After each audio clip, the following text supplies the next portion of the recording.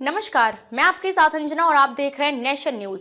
भारत देश का सर्वाधिक खबरों वाला चैनल जो आपको निष्पक्ष और सच्ची खबरें सबसे पहले नेशन न्यूज पर आपको देखने को मिलती है।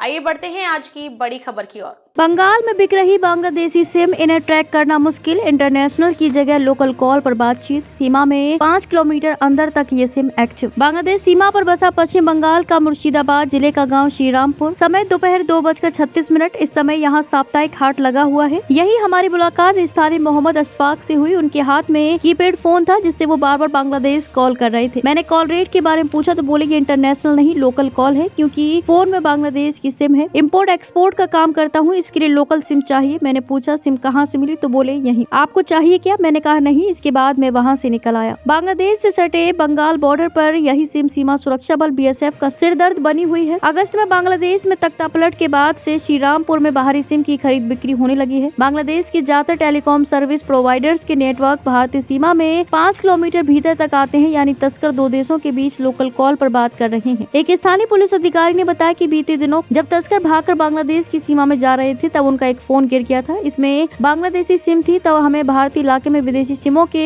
एक्टिव होने की जानकारी मिली। इन्हें ट्रैक करने की तकनीक फिलहाल हमारे पास नहीं है। BSF के दक्षिण बंगाल फ्रंटियर के DIG NK पांडे ने बताया कि बांग्लादेशी नेटवर्क का इस्तेमाल कर रहे तस्करों को ट्रैक करना सबसे बड़ी समस्या बन गई है। वहीं BSF की बहरमपुर रेंज के DIG अनिल कुमार सिन्हा के मुताबिक हमने निगरानी बढ़ाने के लिए नदिया से जवानों की एक कंपनी जंगीपुर भेजी है। खुलेआम सौदेबाजी, एक सिम की कीमत 5,000, डिलीवरी थर्ड पार्टी करने आएगी। एजेंट ने बताया कि कुछ अन्य सीमावर्ती गाँव में ऐसी सिम पान किराने की दुकानों पर भी मिल जाएंगी। इस एक सिम की कीमत 5,000 रूपए है। यदि आपको चाहिए तो लोकेशन बताइए, वहाँ डिलीवरी कोई तीसरा व्यक्ति कर देगा। इसमें पकड़े जाने का कोई खतरा नहीं है। लोकेशन ट्रेस करने के 4 तरीके, लेकिन अभी सब फेल। नेटवर्क तकनीक से जुड़े एक BSF अधिकारी ने नाम न छापने की शर्त पर बताया कि अभी भारतीय सिम वाले फोन की लोकेशन ट्रैक करने के 4 तरीके हैं। पहला, ट्रिंगुलेशन, इसमें किसी सिग्नल के फोन से अलग अलग मोबाइल टावर्स तक पहुंचने के समय के आधार पर लोकेशन निकालते हैं। दूसरा, टावर एंड एनालाइजर, इसमें एक्टिव सिम की आखिरी लोकेशन लेते हैं। तीसरा, इक्विपमेंट आइडेंटिटी रजिस्टर, इसमें IMEI नंबर का इस्तेमाल करते हैं। चौथा, सर्विस प्रोवाइडर, इसमें मुखबिरों की सूचना के आधार पर संबंधित नंबर सर्विस प्रोवाइडर्स के पास भेजकर लोकेशन लेते हैं। लेकिन विदेशी सिम के मामले में ये चारों तरीके कारगर नहीं हो रहे हैं।